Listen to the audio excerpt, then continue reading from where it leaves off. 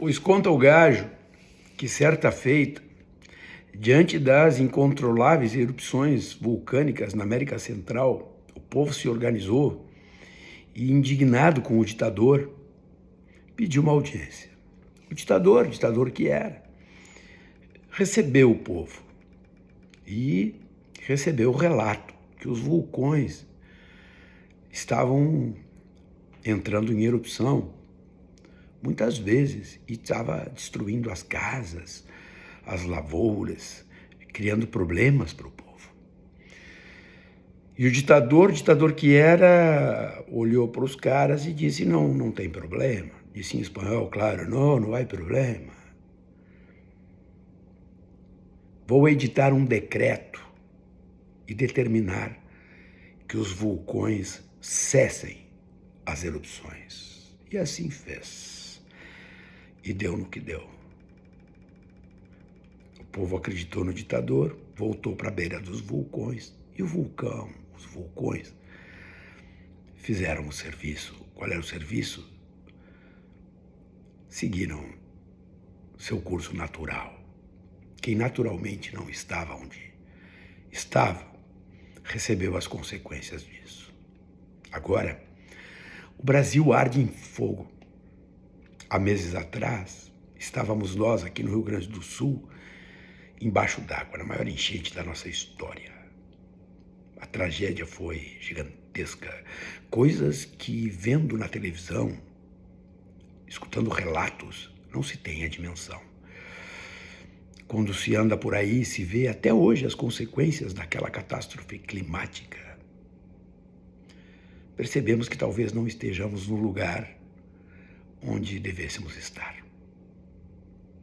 Acontece que no Brasil das queimadas, no Brasil onde o fogo no Pantanal e na Amazônia traz a fumaça aqui para o Rio Grande do Sul e para todo o Brasil, em função dos nossos regimes de vento, os mesmos ventos que trazem os famosos rios aéreos, estão trazendo fumaça. O Congresso Nacional, os nossos representantes, de quando em vez, quando largam aquelas pautas vagabundas, do tipo anistia para criminoso, aqueles caras que que fizeram o 8 de janeiro, assim estava o Congresso Nacional, o Brasil ardendo em fogo e a maioria reacionária, e o nosso Congresso Nacional é de maioria reacionária. Nunca antes na República isso aconteceu, como está acontecendo agora na composição do Congresso. Os caras discutindo esta coisa, a anistia para criminosos. Troço fantástico, do ponto de vista jurídico nem se fala. E aí resolvem legislar. Como se legislar fosse capaz de botar fim às labaredas, ao fogo. É um negócio extraordinário. Coisas que deveriam ter começado a ser feitas há 2, 3 décadas, não fizemos. Nós não fizemos. E não é um decreto, não é uma lei, não é uma ação legislativa. Aqui no Rio Grande do Sul todo mundo quer abrir buraco em frente de cidade para desassorear o rio. Como se os rios deixassem de fluir pelas pessoas fazendo buracos na frente de cidades, sem atentarem para a complexidade das bacias hidrográficas, dos regimes das águas, das mudanças climáticas que muitos negam. A coisa beira o paradoxo. O agronegócio, com este processo todo, é o mais atingido. Mas se formos ver o negacionismo quanto às mudanças climáticas, nós vamos encontrar no agronegócio as suas maiores expressões. É um paradoxo irracional. É algo que não dá para compreender. Porque no mundo do capitalismo, quando alguém, dono do capital, se move contra si mesmo, alguma coisa está errada. E digo tudo isso para compartilhar com vocês coisas que já disse aqui.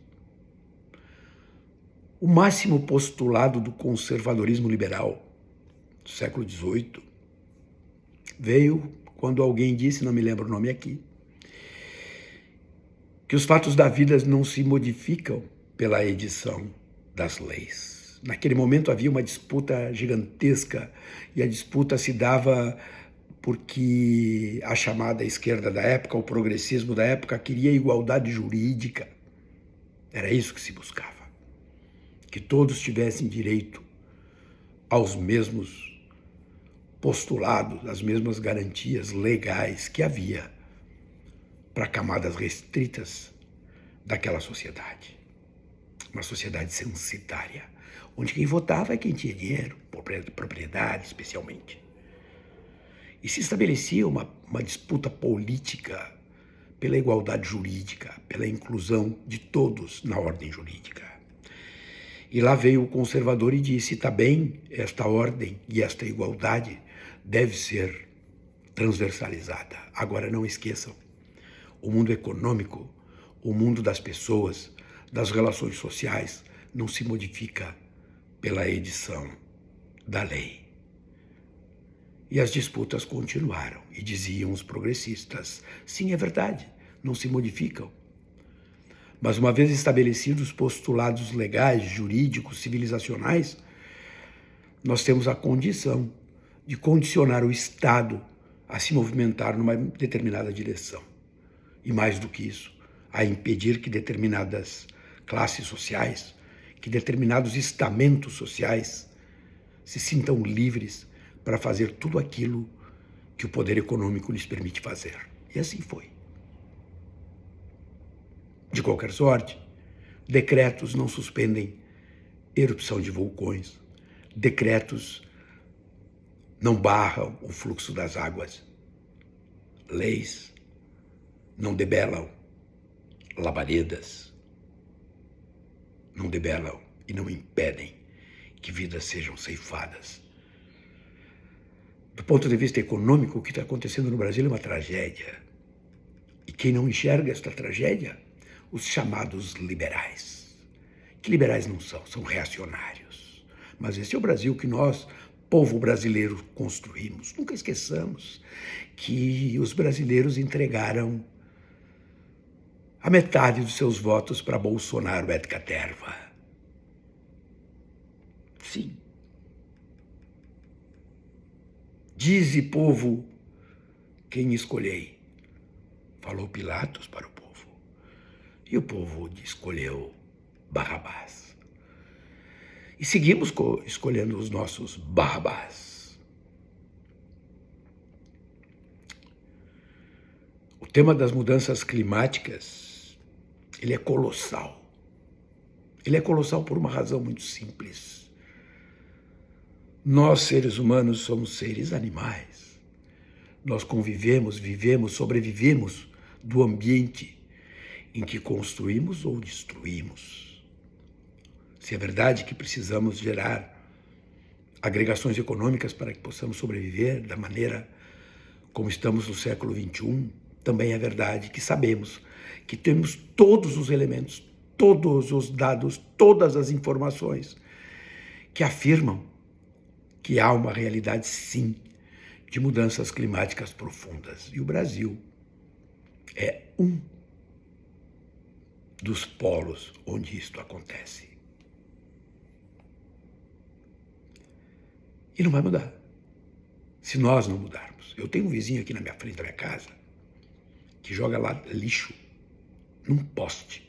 E toda semana é uma desgraça. E quando tem vento é mais desgraça ainda. E é daqueles que reclama